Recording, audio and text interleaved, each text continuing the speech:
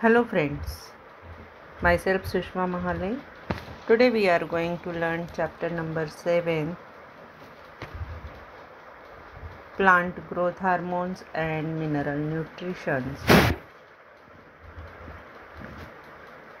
आपण chapter number 7 मधला topic 7.9 हा जो टॉपिक आहे प्लांट ग्रोथ हार्मोनचा हा स्टडी करणार आहोत. हे मागच्या 2 व्हिडिओजमध्ये मी तुम्हाला सांगितलेलं आहे.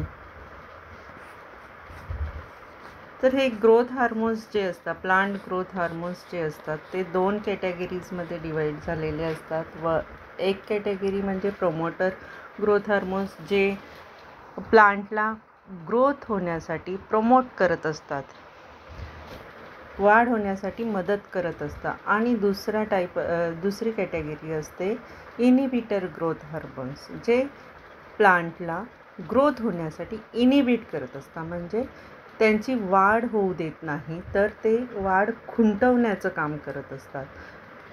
तर आत्तापर्यंत आपण ग्रोथ प्रमोटर्समध्ये 3 ग्रोथ हार्मोन्सचा अभ्यास केलेला आहे. सगळ्यात पहिला ग्रोथ हार्मोन्स होता ऑक्सिन, त्यानंतरचा ग्रोथ हार्मोन होता जिबेरलिन अँड तिसऱ्या नंबरचा ग्रोथ हार्मोन होता सायटोकायनिन. हे तीनही ग्रोथ हार्मोन हे प्रोमोटर ग्रोथ हार्मोन म्हणून ओळखले जातात.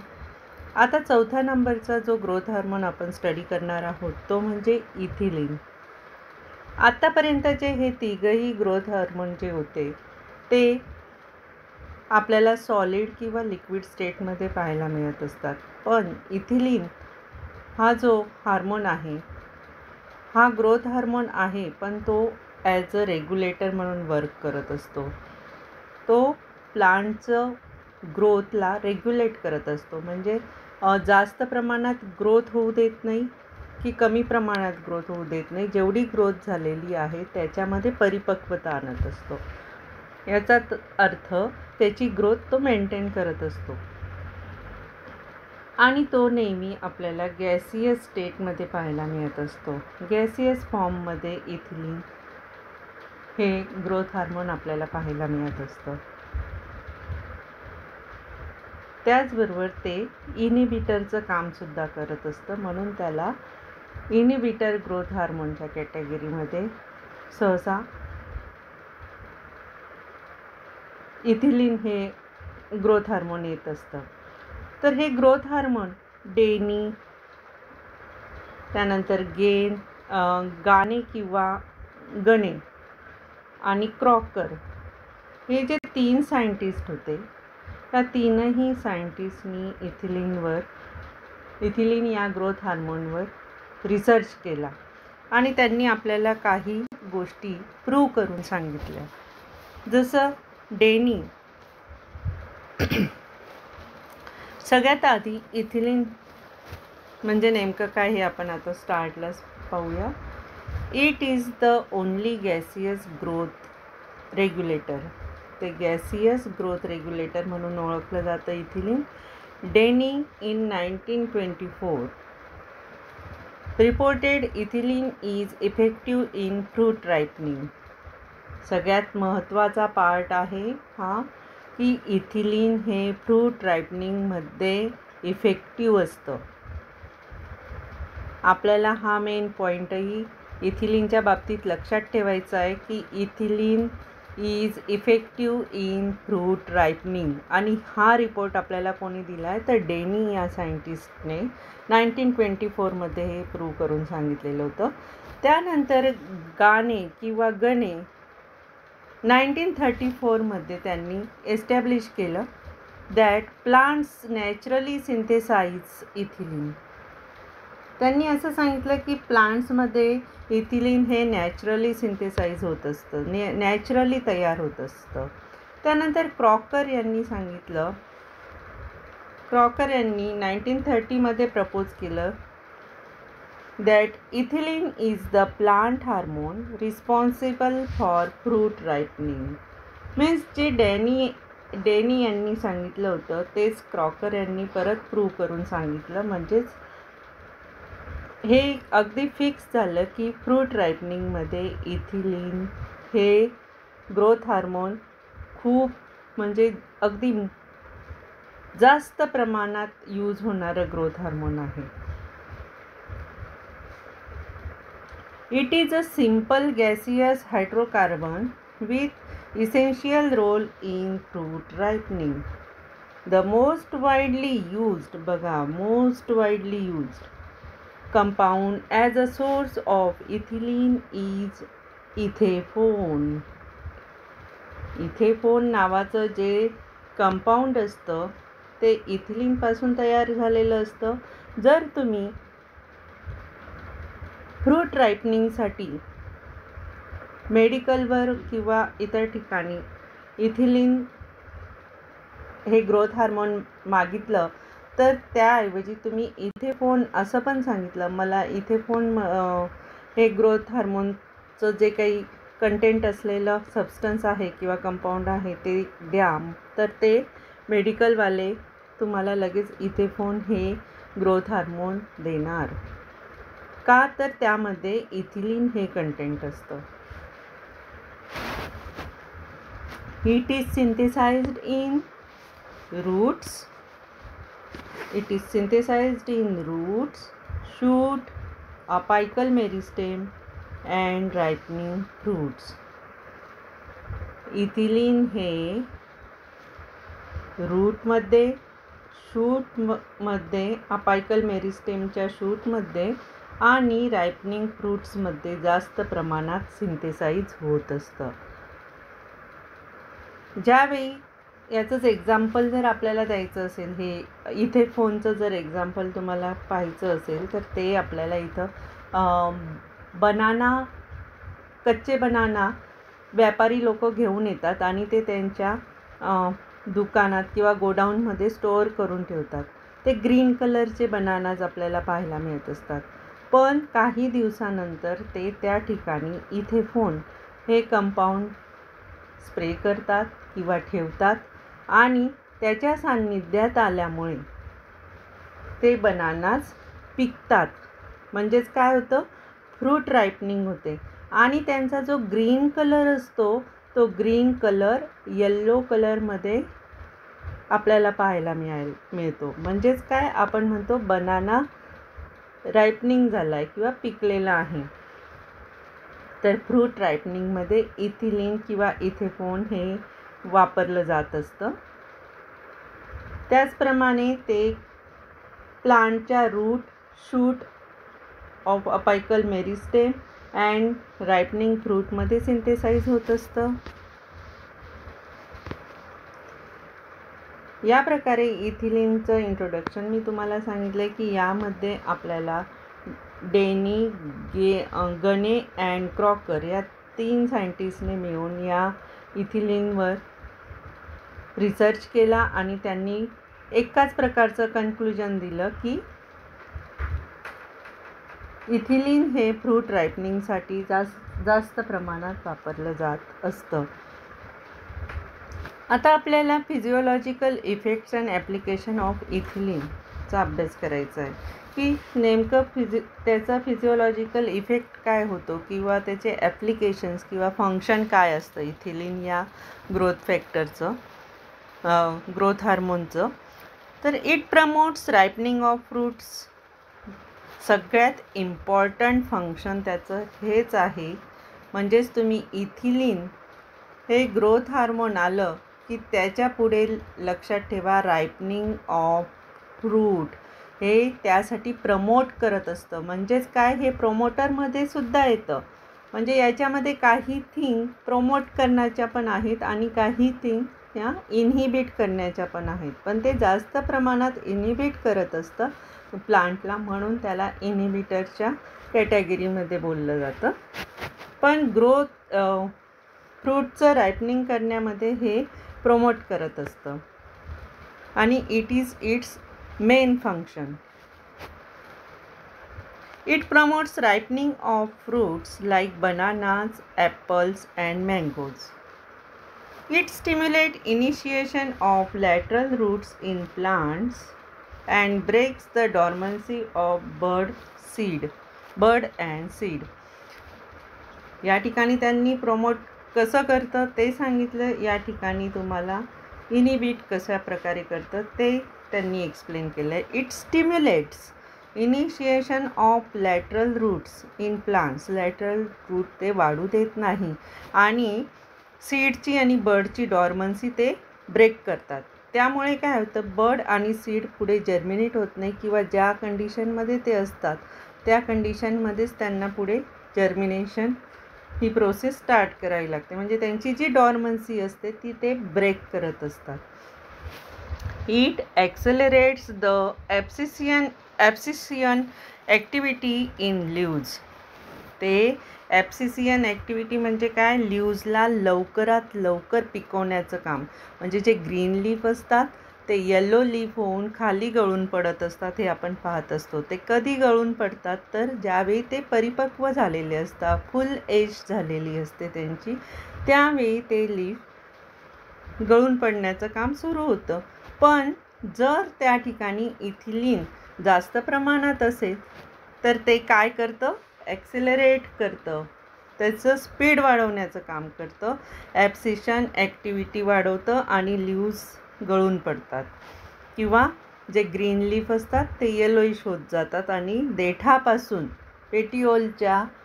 पेटिओलपासून ते तुटतात.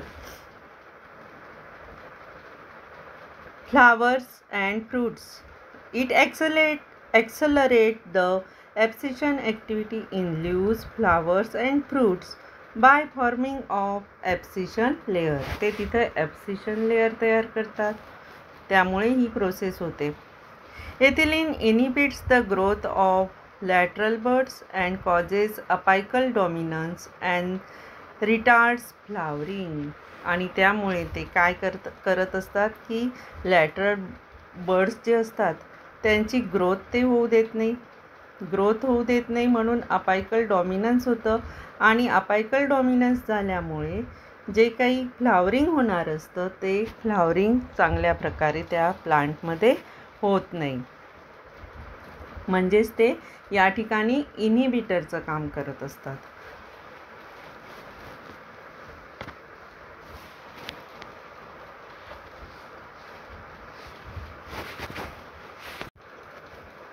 It is associated with the enhancement of the process of sensation of plant organs.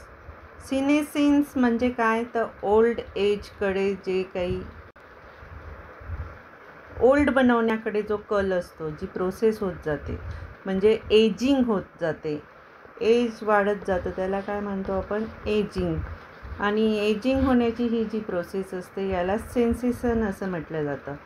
तर हे सेन्सेशनची प्रोसेस प्लांट ऑर्गनमध्ये वाढवण्याचं काम इथिलीन हे ग्रोथ हार्मोन करत असतं. It inhibits flowering in most of the plants except pineapple. आपण आत्ताच पाहिलं की ते बऱ्याचशा प्लांटमध्ये फ्लावरिंग होऊ देत नाही, पण पाइनॲपलमध्ये मात्र तसं नसतं. पाइनॲपलमध्ये ते इथिलीन जरी प्रेझेंट असलं किंवा इथिलीनचा त्याच्यावर ॲप्लाय जरी केला तरीसुद्धा पाइनॲपलमध्ये फ्लावरिंग होत असतं. हा पॉईंट नीट लक्षात घ्या की जरी इथिलीन इनिबिट करत असतं फ्लावरिंगला, पण पाइनॲपलमध्ये इथिलीनचा काहीही प्रयोग सक्सेस होत नाही. त्याच्याने पाइनॲपलवर फ्लावरिंग येत नाही असं नाही, तर पाइनॲपलमध्ये फ्लावरिंग एनी हाऊ कंडिशनमध्ये येतं. It causes epinasty. आता इपिनॅस्टी या वर्डला डार्कमध्ये आपल्याला सांगितलेलं आहे. म्हणजेच काय तर त्याचं मिनिंग पण इथं त्यांनी दिलं आहे ड्रुपिंग. ड्रुपिंग म्हणजे काय तर गळून पडणे. जे मी सांगत होते की पान किंवा फ्रूट जे पिकल्यानंतर आपोआप देठापासून खाली गळून पडतं त्याला ड्रुपिंग किंवा एपिनॅस्टी असं म्हटलं जातं. It causes epinasty or drooping of leaves and flowers. याच्यामुळे इथिलीनमुळे एपिनॅस्टी होत असतं, ज्याच्यामध्ये लीव्ज आणि फ्लावर्स हे वेळेच्या आधीच परिपक्व होऊन खाली पडायला लागतात. म्हणजे आपण म्हणतो ना पान गळती झाली, फुलं झडले किंवा फ्रूट्स वेळेच्या आधी खाली पडले याचाच अर्थ तिथं इपिनेस्टी झालेली ही प्रोसेस झालेली असते. It increases activity of chlorophyllase enzyme causing degreening effect in banana and citrus fruits. आपण जनरली पाहतो, मी आत्ताच तुम्हाला उदाहरण दिलं होतं की व्यापारी कच्चे बनाना स्टोअर करतात, ते ग्रीन कलरचे असतात आणि त्यानंतर ज्यावेळी इथिलीन किंवा इथोनस त्यामध्ये प्रयोग केला जातो आपल्याला, तर त्यावेळी काही दिवसांनी आपल्याला पिकलेले बनाना पाहायला मिळतात.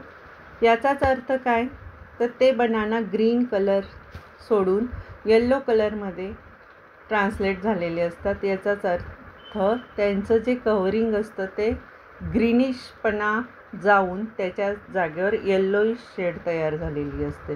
त्यालाच म्हटलं जातं डिग्रीनिंग, ज्यामध्ये ग्रीन कलर जातो आणि येल्लो कलर येत असतो. तसंच सायट्रस फ्रूट म्हणजे काय, लिंबू, ज्यामध्ये हिरवे लिंबू आपण पाहत असतो आणि हिरवे लिंबू काही दिवसांनी जर आपण इथिलीनचा त्याच्यावर अप्लाय केला तर आपल्याला लिंबू हे पिवळ्या कलरमध्ये पिकलेल्या अवस्थेत पाहायला मिळत असतात. म्हणजेच फ्रूट रायपनिंग करण्याचंच काम यामध्ये आपल्याला लक्षात येतं आहे. तर यावेळी ते काय करतात, तर हे जे काही ग्रीन कलरचे तयार करणारे क्लोरोफिलेज एन्झाईम असतात, ते क्लोरोफिलेज एन्झाईमची ॲक्टिव्हिटी ते इन्क्रीज करतात आणि ते क्लोरोफिलेज एन्झाईमची ॲक्टिव्हिटी वाढल्यामुळे आपोआप तो ग्रीन कलर तिथून नाहीसा होतो आणि त्याच्या जागेवर येल्लोइश कलर यायला लागतो. तर तुम्हाला क्वेश्चन विचारला जाईल की इथिलीन कुठल्या एन्झाईमची ॲक्टिव्हिटी इन्क्रीज करत असतात डिग्रीनिंगमध्ये. तर डिग्रीनिंगमध्ये क्लोरोफिलेज एन्झाईम जे असतं त्याची ॲक्टिव्हिटी इन्क्रीज केली जात असते. अशा प्रकारे आपण इथिलीन म्हणजे नेमकं काय हे पाहत होतो. तर इथिलीनचं आपल्याला एवढं मेन पॉईंट लक्षात घ्यायचं आहे की इथिलीन हे फ्रूट रायपनिंगमध्ये खूप महत्त्वाचं ग्रोथ फॅक्टर आहे. ते फ्रूट रायपनिंग करण्यासाठी प्रमोट करत असतं आणि इतर गोष्टींमध्ये ते इनिबिटरचं काम करत असतं. जसं एखादा प्लांट स्टेम त्याचं ग्रोथ ते रेग्युलेट करत असतं, वेळेच्या आधीच एजिंग तयार करत असतं, मीन्स सेन्सेशन करत असतं, एपिनेस्टी करत असतं, त्याचबरोबर डिग्रीनिंगसुद्धा इथिलीन करत असतं. आता पुढचा ग्रोथ हार्मोन आहे ॲब्सिसिक ॲसिड. ॲब्सिसिक ॲसिडलाच ABA असं पण म्हटलं जातं शॉर्टमध्ये. AB म्हणजे ॲब आणि सिसिक ॲसिडचा A, ॲब्सिसिक ॲसिड. ॲब्सिसिक ॲसिड हे सुद्धा इनिबिटिंग हार्मोन म्हणून आपण त्याचा स्टडी करत असतो. It is a natural growth inhibiting hormone, जे ग्रोथ इनिबिट करत असतं. प्लांटची ग्रोथ वाढू न देता विशिष्ट ग्रोथपर्यंतच प्लांटला ग्रो होऊ देतं. कान्स अँड ॲडिकॉट 1961 अँड 1965 म्हणजे कान्सने 1961मध्ये याच्यावर रिसर्च केला आणि ॲडिकॉट यांनी 65मध्ये रिसर्च केला आणि दोघांनी एकच कन्क्लुजन दिलं होतं. Observe that the shedding of cotton bolls was due to chemical substance abscisin first and ॲब्सिसिन second. तर ॲब्सिसिन फर्स्ट अँड ॲब्सिसिन सेकंड नावाचं जे हे दोन कंटेंट आहेत, हे दोनही कंटेंट आपल्याला ॲब्सिसिक ॲसिडमध्ये पाहायला मिळत असतं.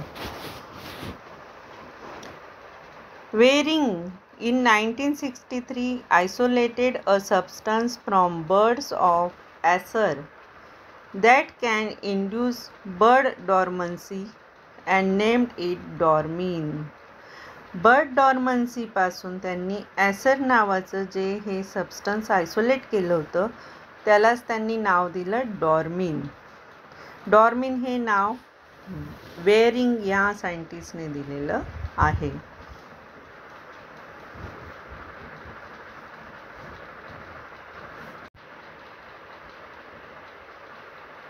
These two identical chemical substances were given the common name abscisic acid. Abscisic acid हे कॉमन नेम जे दिलं गेलं आहे त्यामध्ये ॲब्सिसिन फर्स्ट अँड ॲब्सिसिन सेकंड हे दोन आयडेंटिकल केमिकल सबस्टन्स पाहायला मिळत असतात. या दोन केमिकल सबस्टन्स मिळून ॲब्सिसिक ॲसिड तयार झालेलं असतं. तर याच्यावर क्वेश्चन तुम्हाला विचारला जाऊ शकतो की ॲब्सिसिक ॲसिडचं ॲसिडमध्ये असलेले केमिकल सबस्टन्स कोणते, तर ते म्हणजे abscisin first and ॲब्सिसिन second. It is synthesized in leaves, fruits, roots, seeds etcetera. हे लीव्समध्ये, फ्रूट्समध्ये, रूट आणि सीड यामध्ये सिंथेसाइज होत असतात, तयार होत असतात. ॲब्सिसिक ॲसिड हे प्लांटच्या लीव्स, रूट आणि सीडमध्ये पाहायला मिळत असतं. Chemically it is a 15 carbon सिस क्वायटर पिनॉइड. नीट लक्षात घ्या, 15 कार्बन असलेला सिस क्वायटर पिनॉइड नावाच्या केमिकली सबस्टन्सने तयार झालेले हे ॲब्सिसिक ॲसिड असतं, ज्यामध्ये 15 कार्बन प्रेझेंट असतात. किती कार्बन प्रेझेंट असतात? 15 कार्बन प्रेझेंट असतात. And it is synthesize from mevalonic acid. It is synthesized from mevalonic acid. Mevalonic acid आपण याआधी पण वाचलेलं आहे. ग्रोथ हार्मोनमध्येच आपल्याला मेव्हॅलोनिक ॲसिड हा वर्ड ऐकायला मिळाला होता.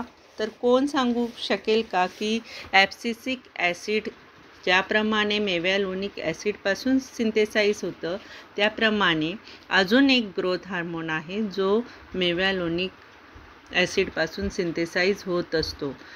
तो ग्रोथ हार्मोन आहे जिबेरलिन. लक्षात आलं? जिबेरलिन नावाचा सेकंड ग्रोथ हार्मोन जो आपण स्टडी केला त्यामध्ये सुद्धा आपल्याला मेव्हॅलोनिक ॲसिडपासून तो सिंथेसाइज होत असतो हे शिकायला मिळालं होतं. आणि आता ॲब्सिसिक ॲसिडसुद्धा मेव्हॅलोनिक ॲसिडपासून सिंथेसाइज होत असतं हे लक्षात आलं.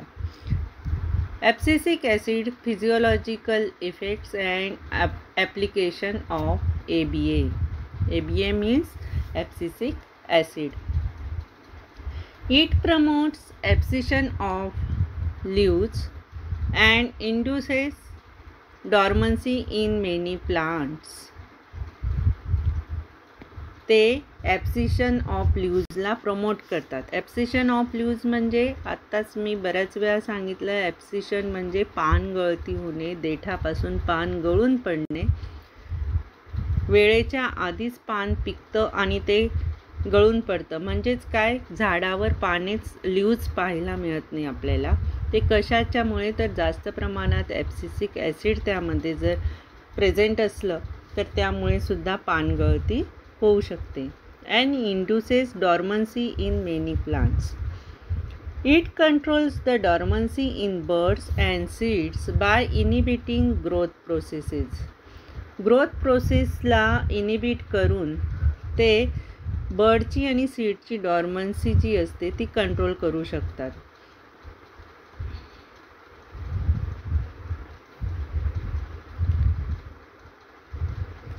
It accelerates the senescence of leaves. Senescence of leaves म्हणजेच काय, तर वेळेआधी जे लीव्ज असतात ते एजिंग व्हायला सुरुवात होते, ओल्डनेस व्हायला सुरुवात होते, म्हणजेच पिकायला सुरुवात होते. इट ॲक्सेलरेट म्हणजे बढावा देतात. ॲब्सिसिक ॲसिड ज्यामध्ये प्रेझेंट असतं त्यामधले लीव्ज, फ्लावर्स अँड फ्रूट्स वेळेआधीच फास्टली रायपन होत जातात. It inhibits and delays cell division. ते सेल डिव्हिजनला इनिबिट करत असतात किंवा डिले करत असतात. अँड सेल इलॉंगेशन, त्यामुळे सेल इलॉंगेशन होऊ शकत, म्हणजे ते सेल डिव्हिजनलाही इनिबिट करतात आणि सेल इलॉंगेशनलाही इनिबिट करत असतात. And suppresses cambium activity by inhibiting mitosis in vascular cambium.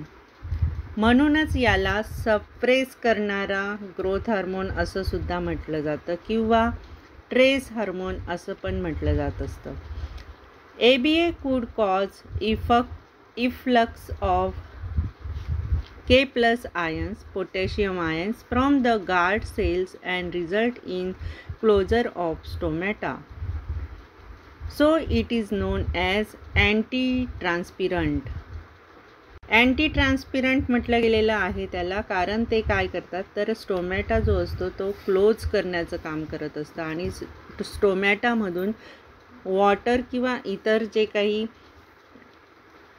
Substance असतात ते ट्रान्सफर होण्याचं काम होत असतं प्लांटमध्ये, आणि ते ट्रान्सपिरेशन किंवा ट्रान्सफर होण्याचं जे काही प्रोसेस होत असते ती पूर्णपणे ॲब्सिसिक ॲसिड बंद करत असतं, ज्याच्यामुळे ट्रान्सफरचं प्रोसेस बंद होत असते. त्याला म्हटलं जातं अँटी ट्रान्सपिरंट. म्हणूनच त्याला अँटी ट्रान्सपिरंट असं म्हटलं गेलेलं आहे. It acts as a stress hormone. मग बघा इथं आलं त्याला की त्याला स्ट्रेस हार्मोन पण म्हटलं गेलं आहे की तो स्ट्रेस देतो, स्ट्रेस हार्मोन सारखा वागतो. By inducing the plant to bear the adverse environmental conditions. म्हणजे जी काही एन्व्हायरमेंटल कंडिशन असते त्याच्या अगदी अपोजिट तो वागत असतो, त्यामुळे तो स्ट्रेस प्लांटमध्ये स्ट्रेस तयार करत असतो, म्हणून त्याला स्ट्रेस हार्मोन म्हटलं गेलं आहे. It inhibits flowering in long day plants but stimulates flowering in short day plants. तो लॉंग डे प्लांट्स जे असतात त्यांच्यामधलं फ्लावरिंग तो इनिबिट करत असतो, पण जे शॉर्ट डे प्लांट्स असतात, जे अगदी कमी दिवसात जगून मरणारे प्लांट्स जे असतात त्यांच्यामध्ये फ्लावरिंग ते स्टिम्युलेट करून ठेवत असतो. अशा प्रकारे ॲब्सिसिक ॲसिड हे ग्रोथ हार्मोन इनिबिटिंगचं काम करतात, म्हणून ते एक growth hormones inhibitor growth hormones म्हणून ओळखले जात असतात. या प्रकारे आपण हे 5ही ग्रोथ हार्मोनचा अभ्यास या ठिकाणी संपवलेला आहे. आणि हा टॉपिक प्लांट ग्रोथ हार्मोन हा एवढाच टॉपिक या लेसनमधला तुम्हाला या वर्षीच्या अभ्यासक्रमात दिलेला आहे. तर प्लीज तुम्ही हे ग्रोथ हार्मोनवर 3 ते 4 मार्कासाठी क्वेश्चन विचारले जाणार आहेत. तर चांगल्या प्रकारे तुम्ही नोट्स वाचा, व्हिडिओ बघा आणि समजून घ्या.